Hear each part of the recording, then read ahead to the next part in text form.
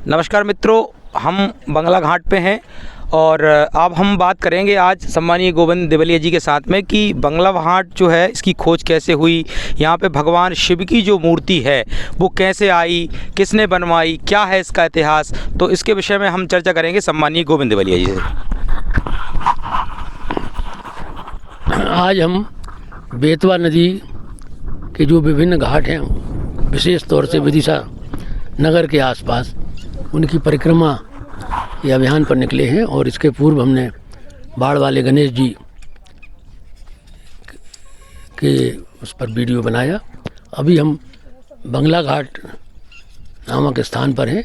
ये बीच नदी में यहाँ पर भगवान शिव की पिंडी विराजमान है और यहाँ पर एक अभी 3 दिन का भव्य कार्यक्रम 27, 28 और 1 मार्च को संपन्न होने जा रहा है। 1 मार्च को सब जानते हैं कि शिवरात्रि है। उस दिन शिव आदि देव भगवान शिव की बारात होगी और उस दिन उनका पानी ग्रहण होगा। तो ये 3 दिन का यहाँ एक भव्य आयोजन है। उस सब में भी विदिशा नगर की जनता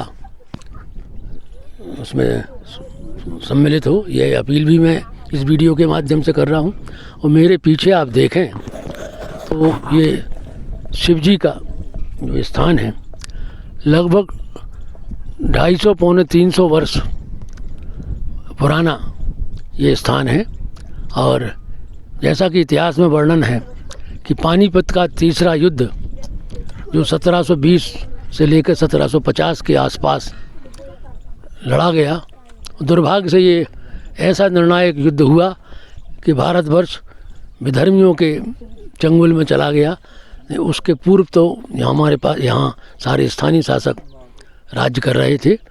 तो पानीपत के तीसरे युद्ध में जब मराठा सेनाएं पानीपत में संघर्ष कर रही थी और जब सेनाओं की कमी हुई, तब पूना से और सेना लाने का तय हुआ और सदाशिवराव भाऊ के नेतृत्व में एक बहुत विशाल सेना पूना से चली। जो इसका पिछला जो पड़ाव था वो सीहोर में था। सीहोर के बाद अगला पड़ाव विदिशा के पास ये जो नाना के बाग एक स्थान है, वहाँ एक बावड़ी भी बनी हुई है।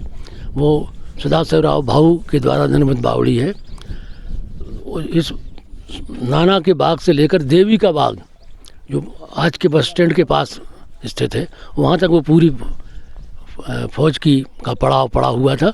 इसलिए वो देवी के बाग में जो देवी की स्थापना बीच खेत में स्थापना की गई, यह भी मराठा सेनाओं ने देवी पूजन के लिए की। और चूँकि मराठा लोग गणेश जी और शंकर जी के विशेष रूप से पूजन करते हैं, तो गणेश जी के लिए तो चिंतामणि गणेश प्राचीन स्थान था, वहाँ देवी के बाग से पास में था, तो वो चिंतामणि गणेश तो वहाँ थे, वहाँ वो पूजन करते थे। शंकर जी के लिए नदी का किनारा हो और शंकर जी का स्थान हो, इससे अच्छी कोई जगह हो नहीं सकती। तो ये जगह सदाशिवराव भाऊ ने निश्चित की होगी, ऐसा कहा जाता है।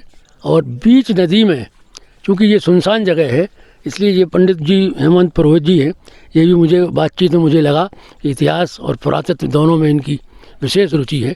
इन्होंने भी अभी बातचीत में कहा कि बीच नदी में चबूतरा बना करके और वहाँ शंकर जी की पिंडी स्थापित करना इस बात का द्योतक है कि स्थापना करने वालों के मन में ये था कि इतनी वीरान जगह में रोज़ पूजन कौन करेगा, कौन जल इनको डालेगा। तो इसलिए वो बीच नदी में चबूतरा बना करके शंकर जी की स्थापना की, ताकि नदी स्वयं रोज अभिषेक करती रहे, रोज पूजन उनका अपने आप होता रहे। इसलिए बीच नदी में ये स्थान बनाया गया। और तारीफ की बात तो ये है कि सैकड़ों सालों के बाद, लगभग 300 सालों के बाद भी इस चबूतरे का और इस खास तौर से शंकर जी की मूर्ति का, पिंडी का कुछ भी आज तक नहीं बिगड़ा। उसी स्थान पर ज्यों का त्यों हमेशा लोग बारिश के पहले देखते हैं, पूरे बारिश भर डूबा भी रहता है ये स्थान। उसके बाद भी जब बाढ़ कम होती है तो जो ये स्थान आज तक क्षतिग्रस्त नहीं हुआ। आसपास जो लंबा चौड़ा चबूतरा था वो भले क्षतिग्रस्त हो जाता है तो उसको लोग संभाल देते हैं। अभी ये जो बहुत अच्छा व्यवस्थित फर्श हम देख रहे हैं, ये 1-2 वर्षों में ही नगर पालिका के सहयोग से यहाँ निर्मित हुआ है। और यहाँ जो हमारे स्वयंसेवक हैं, शंकर जी के उपासक हैं, कुलदीप शर्मा जी, संजू प्रजापति जी, सोनी जी इत्यादि, इनके प्रयत्नों से यहाँ आप शिवरात्रि पे के दिन तो देखेंगे कि लगता है जैसे मेला भर रहा हो, और एक अच्छा खासा मेला शिव भक्तों का यहाँ भरता है। धन्यवाद। पहले भी यहाँ आता रहा हूँ, और अभी मैं दोबारा देखा कि जो पत्थर दिख रहे हैं, कुछ पत्थर हम चाहेंगे कि वहाँ चलें उन पत्थरों के पास, तो उनके पत्थरों के स्वरूप से ये लगता है कि यहाँ लगता है कोई बंगला भी बनाया गया होगा, क्योंकि नाम सवाल ये प्रश्न आता है कि इसका नाम बंगला घाट क्यों पड़ा। घाट तो नदी किनारे कोई स्थान होता है उसको कहा जाता है, पर बंगला क्यों कहा गया। तो मेरी नज़र कुछ पत्थरों में पड़ रही है, उनके स्वरूप को देख के लगता है कि न केवल यहाँ चबूतरा होगा, वरन एक कमरा या उसको बंगला जो भी शब्द कहें वो रहा होगा। ये आप देखें, ये पत्थर है, ये पत्थर है, फिर ये दूसरा पत्थर है, ये तीसरा पत्थर। इस तरह से लगातार कई पत्थरों पे मेरी नज़र पड़ी कि ये सब ये